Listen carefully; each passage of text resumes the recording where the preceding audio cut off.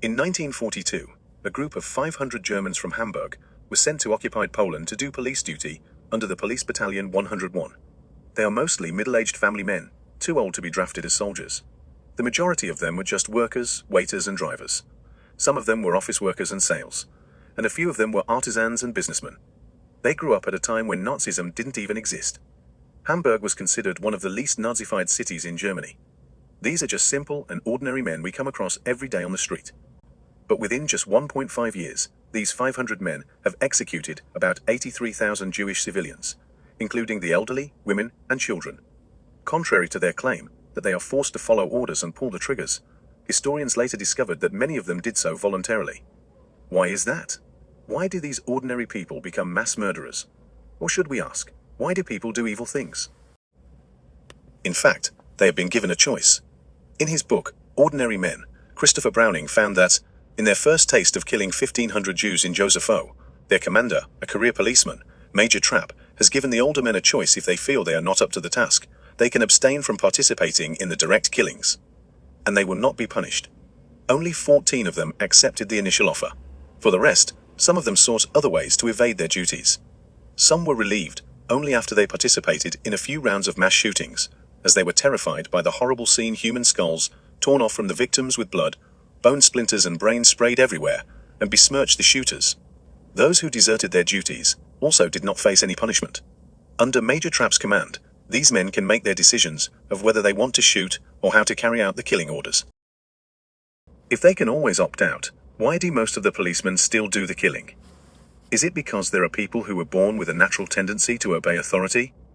Or German culture is in particular authoritarian, violent, or anti-Semitic, so that the extermination of Jews is what the Germans desired? These explanations do give us a sense of relief, isn't it?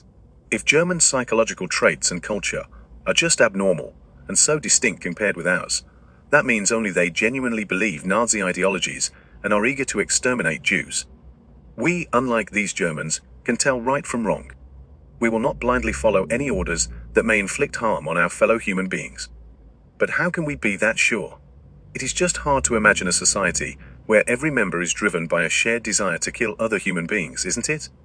Perhaps these Germans were not that different from us.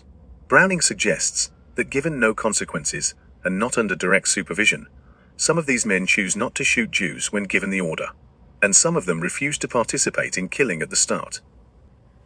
The testimony of a Holocaust survivor, Oswald Rufeisen, negates the idea that Germans were born and socialized as killers of Jews. As a teenager, Rufeisen passed as Pole and worked as a translator and secretary for German reserve police in Mia, a Belarusian town, for 8 months. He observed that among those 13 policemen, 3 of them consistently abstained from the Jew hunt, and no one seemed to bother. Except for one, most of these middle-aged men were not eager to murder Jews and considered it a dirty job. This echoes Browning's observation on the Reserve Police Battalion 101. The number of eager killers was small but increased over time.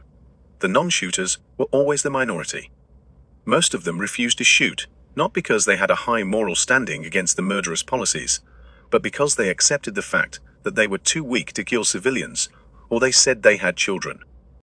The largest group of these men were those neither eager to kill nor dared to defy orders. They did not try to think whether the killings were wrong or immoral. They didn't want to appear weak among their peers and felt self-pity for themselves for doing unpleasant work, as they were increasingly numb and brutalized during the killing process.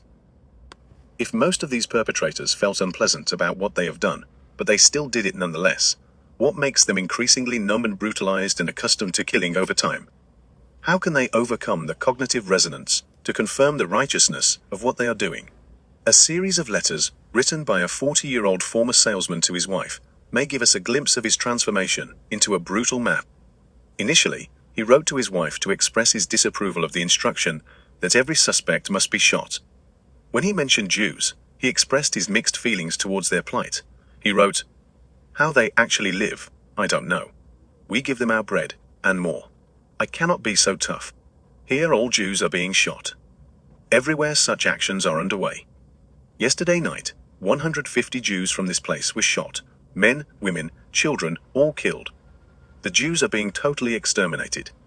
The use of passive voice indicates that he sought to avoid pointing out that the Germans were responsible for the mass murder. By doing so, he avoided confronting the guilt and shame of being one of the reserve police battalion, and he asked his wife to say nothing of these to their elder daughters. A month or two later, this former salesman started to see the world in the US against them mentality when their units faced the Russians. He no longer felt sympathy and shame towards the plight he had witnessed. He described the mass execution of prisoners of war as was said to be fun. He dehumanized the Russians as beasts, dogs and trash, who had to disappear. He told his wife that he had filmed some footage of mass executions that would be of great interest to their children in the future. Only a few months this former salesman has transformed into a brutal man. So why do ordinary people do evil? It seems that there is a learning process involved in transforming these ordinary men into mass killers and participants in the Holocaust. It seems that it is not the brutality of these men that motivates them to kill. On the contrary, it is through the act of killing that these men turned into a more brutal killing unit. The more these men get used to killing and exerting violence, the more they can adapt to the horrendous nature of the mass shootings and liquidation of the ghettos. These policemen were first shocked and demoralized by the mass shooting they had performed.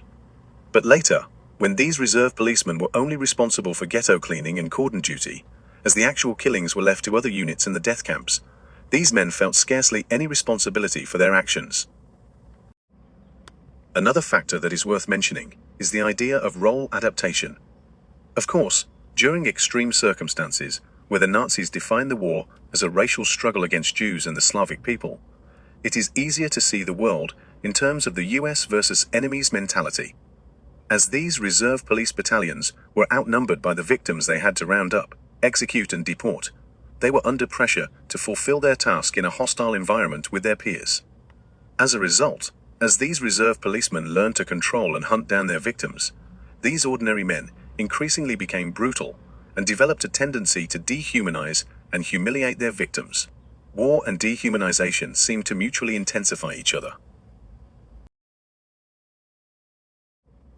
And finally, can individuals uphold their moral principles when they are under peer pressure and facing authorities?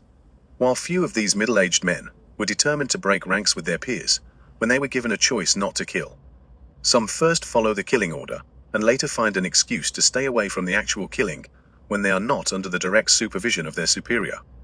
Many remained conforming to the instruction to kill, and only to relieve themselves when they felt revulsion in the killing sites. This seems to suggest people seem to have deference to authorities and social collectives. It is only when these ordinary people are given full discretion and not being watched by authorities and peers that they are more willing to disobey orders that are against their moral principle. Perhaps we should not overlook the pressure of conformity in shaping how we think, feel, and act when we are facing moral dilemmas in real life.